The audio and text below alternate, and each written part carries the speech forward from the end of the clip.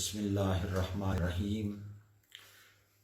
معزز و محترم سامعین و ناظرین کرام، اللہ تبارک و تعالیٰ نے اپنے محبوب پاک احمد مجتبیٰ محمد مصطفیٰ صلی اللہ علیہ وسلم کو اپنا حبیب بنایا، محبوب بنایا، مصطفیٰ بنایا۔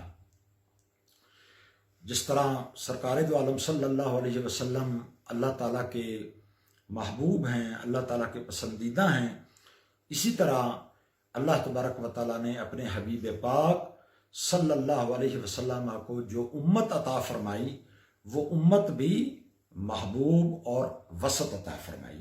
فرمایا کنتم امتم وسطا، تم تمام امتوں میں سے معتدل امت ہو، اور جو چیز اعتدال پر ہو ظاہر ہے وہ چیز سب سے افضل ہوتی ہے۔ چونکہ سرکار دو عالم صلی اللہ علیہ وسلم افضل الخلق ہیں، اللہ کی تمام مخلوق سے حضور علیہ السلام افضل ہیں، اسی لیے سرکار دو عالم صلی اللہ علیہ وسلم کے جو ساتھی ہیں، حضور کے جو صحابہ کرام ہیں، حضور علیہ السلام کی جو ازواج مطہرات ہیں، حضور علیہ السلام کے جو رشتہ دار ہیں، وہ بھی بقیہ تمام مخلوقات سے افضل والا ہیں۔ اب سرکار دو عالم صلی اللہ علیہ وسلم کے صحابہ کرام، کسی کو اللہ تعالیٰ نے کوئی شان عطا فرمائی، کسی کو صدق و صفا کا پیکر بنا کر ابو بکر صدیق بنا دیا، کسی کو اشداء علی الکفار کا مظہر بنا کر فاروق اعظم بنا دیا، کسی کو شرم و حیا کا پیکر اور سخاوت کا پیکر بنا کر حضرت عثمان غنی بنا دیا، اور کسی کو اشجاع الاشجعین، باب مدینۃ العلم کی سندیں عطا فرما کر مولائے کائنات حضرت علی المرتضیٰ کرم اللہ تعالی وجہہ فی الدارین بنا دیا۔ آج ہمارا موضوع سخن ہے حضرت علی المرتضیٰ کی شان۔ آپ کا وصال پاک رمضان المبارک میں چکے ہوا ہے، اس لیے آج ہم نے آپ کا موضوع چنا ہے۔ حضرت علی المرتضیٰ کی شان بیان کرنے کے لیے بڑا وقت چاہیے، لیکن میں تھوڑے وقت کے اندر چند آپ کی مخصوص جو خصوصیتیں اللہ تبارک و تعالیٰ نے آپ کو عطا فرمائی ہیں وہ بیان کرنے کی سعادت حاصل کروں گا۔ سب سے پہلی خصوصیت یہ ہے کہ حضرت علی المرتضیٰ باقی تمام خلفائے راشدین اور صحابہ کی نسبت حضور علیہ السلام کے نسب کے زیادہ قریب ہیں۔ حضرت ابو بکر صدیق، حضرت عمر، حضرت عثمان، وہ بھی حضور کے قریبی صحابہ ہیں، رشتے نسب میں بھی حضور کے قریبی ہیں، لیکن جتنا قرب نسبی حضرت علی المرتضیٰ کو حاصل ہے اتنا کسی کو حاصل نہیں، کیونکہ حضرت علی المرتضیٰ حضور کے ہم جد ہیں، ان کا دادا ایک ہے۔ اور پھر جب حضرت علی المرتضیٰ کی عمر 5 سال ہوئی تو مکے میں قحط پڑ گیا، تو سرکار دو عالم صلی اللہ علیہ وسلم نے حضرت علی المرتضیٰ کو جناب ابو طالب سے مانگ کر لے لیا کہ چچا ابو طالب، آپ نے مجھے پالا تھا، میں اب اس کا یہ بدلہ دینا چاہتا ہوں کہ آپ اپنا بیٹا علی مجھے عطا فرما دیں، اس کو میں پالنا چاہتا ہوں۔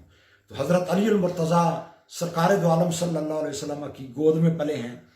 10 سال کی عمر میں، آپ کی عمر 10 سال تھی کہ سرکار دو عالم صلی اللہ علیہ وسلم نے اعلان نبوت فرمایا، تو حضرت علی المرتضیٰ پہلے ایمان لانے والوں میں آپ کا نام آتا ہے۔ پھر ہر جگہ پر جب سرکار دو عالم صلی اللہ علیہ وسلم ہجرت فرما رہے ہیں تو حضرت علی المرتضیٰ حضور علیہ السلام کا بستر، جو اس رات واقعی موت کا بستر تھا، اس پر سوئے ہوئے ہیں۔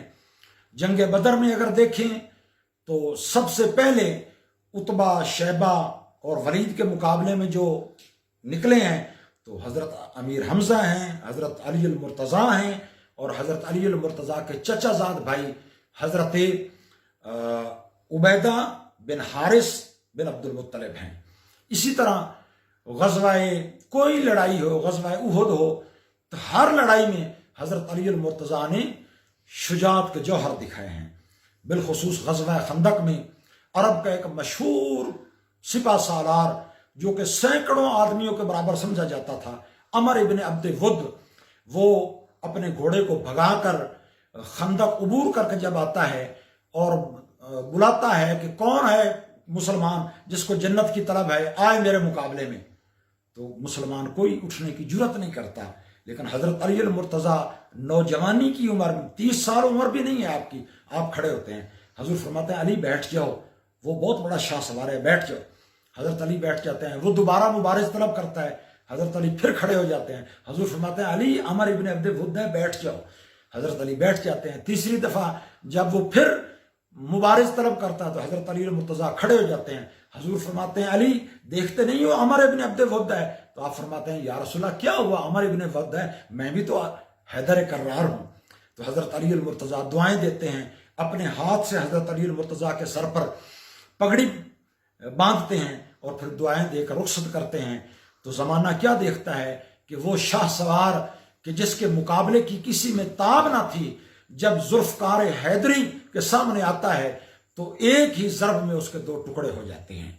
और फिर जब जंग खैबर आती है तो सरकार, एक किला है किला कमूस, वो फतह नहीं हो रहा। सरकार दो आलम सल्लल्लाहु अलैहि वसल्लम कई सहाबा किराम को क़यादत मरम्मत फरमा कर यके बाद दीगरे भेजते हैं, लेकिन किला फतह नहीं होता। एक रात सरकार दो आलम सल्लल्लाहु अलैहि वसल्लम ने फरमाया लअउतियन्न रायता गदन, लअउतियन्न रायता गदन रजुलन, कि सुबह मैं ये झंडा एक ऐसे आदमी के हाथ में दूंगा युहिब्बुल्लाह व रसूलहू, जो अल्लाह और रसूल का मुहिब भी होगा, व युहिब्बुहुल्लाह व रसूलहू, और अल्लाह और रसूल उसके रसूल का महबूब भी होगा। यफ्तहुल्लाहु अला यदै, अल्लाह ताला उसके हाथ पर झंडा किला फतह फरमा देंगे। तो सारी रात तमाम सहाबा किराम इसी इंतजार में रहे। हजरत उमर फरमाते हैं कि मुझे इमारत की कभी ख्वाहिश नहीं हुई, लेकिन उस रात मैं भी नहीं सो सका। मेरे दिल में भी ये ख्वाहिश और ये उमंग थी कि काश सरकार दो आलम सल्लल्लाहु अलैहि वसल्लम सुबह झंडा मुझे अता फरमा दें, ताकि इस तरह मैं अल्लाह और अल्लाह के रसूल का मुहिब भी बन सकूं और महबूब भी बन सकूं। लेकिन जब सुबह हुई तो सरकार ने फरमाया ऐना अली बिन अबी तालिब, अली बिन अबी तालिब कहाँ हैं? लोगों ने कहा वो तो बीमार हैं, उनकी तो आंखें दुखती हैं। सरकार ने फरमाया बुलाए। जब हजरत अली आए तो सरकार दो आलम सल्लल्लाहु अलैहि वसल्लम ने आपकी आंखों में लुआबे दहन डाला और फरमाया अल्लाहुम्मा, या अल्लाह अली से गर्मी और सर्दी के असर को दूर कर दे। बस ये दुआ फरमानी थी। हजरत अली फरमाता है मेरी आंखें ऐसी सही हो गई कि गोया कभी दुखती ही नहीं थी।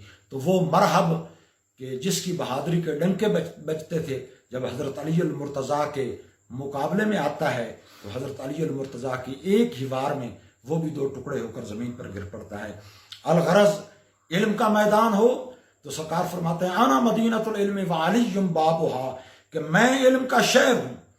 अब अंदाजा करें कि बड़े बड़े जो शहर हैं, लाहौर है, कराची है, हमारे पाकिस्तान के जो शहर हैं, दुनिया के जो बड़े बड़े शहर हैं, उनमें देखें कि कितनी किस्म की नेमतें, कितनी किस्म की चीज़ें मौजूद होती हैं। तो सरकार दो आलम सल्लल्लाहु अलैहि वसल्लम कितने बड़े इल्म के शहर होंगे। सरकार खुद फरमाते हैं ओ ती तो मफाती है खजाइन अर्द, मुझे अल्लाह ने जमीन के तमाम खजानों की चाबियां दे दी। और फरमाया इन्नमा आना कासिम वल्लाहु युती, कि देता तो सब कुछ रब है लेकिन अब तकसीम मैं करता हूँ। और अब सरकार फरमा रहे हैं कि जिस इल्म के शहर, जो इल्म का शहर मैं हूँ, उसका दरवाज़ा क्या है? उसका दरवाज़ा अली मुर्तज़ा है। तो जिसको शहर में आना हो दरवाजे से आना पड़ता है, तो जिसको अली मोहम्मद मुस्तफ़ा के इल्म से फैज़ लेना हो उसको अली मुर्तज़ा के दर पर आना पड़ेगा। तो इल्म का मामला हो तो भी अली मुर्तज़ा की शान जुदागाना है, बहादुरी का मामला हो तो हज़रत अली मुर्तज़ा की शान जुदागाना है, नस्ब का मामला हो तो अली मुर्तज़ा की शान जुदागाना है, और फिर हजूर की मोहब्बत हो। जब सरकार दो आलम सल्लल्लाहु अलैहि वसल्लम हिजरत फरमाकर मदीना आए तो आपने मुआख़ात कायम की, तमाम मुहाजिरीन को, हर मुहाजिर को किसी न किसी अंसारी का भाई बनाया, लेकिन हज़रत अली को किसी का भाई नहीं बनाया। हज़रत अली ने पूछा या रसूल अल्लाह कद आखिता बैना असहाब का वलम तो आखे बैनी व बैना अहदिन, या रसूल अल्लाह आपने अपने हर मुहाजिर को किसी न किसी अंसारी का भाई बनाया, मुझे किसी का भाई नहीं बनाया। तो सरकार ने फरमाया अनता अखी फिद दुनिया वल आखिरा, तू मेरा भाई है इस दुनिया में भी और आखिरत में। तो अंदाजा करें کہ صحابہ کرام انہوں نے کتنی سخاوتیں کی، اپنی دنیا کا مال آدھا آدھا کر دیا، اور کئیوں نے اتنی سخاوت کی کہ اپنے اس بھائی کو کہا کہ میریاں 2 بیوی ہیں، اگر تم چاہو تو میں اس شرط پر اپنی بیوی کو طلاق دیتا ہوں کہ وہ بعد میں تمہارے ساتھ نکاح کرے۔ لیکن وہ بھی غیرت والے تھے، انہوں نے کہا نہیں بھائی، ہمیں تو صرف بازار کا راستہ دکھا دو، ہم خود کاروبار کر لیں گے۔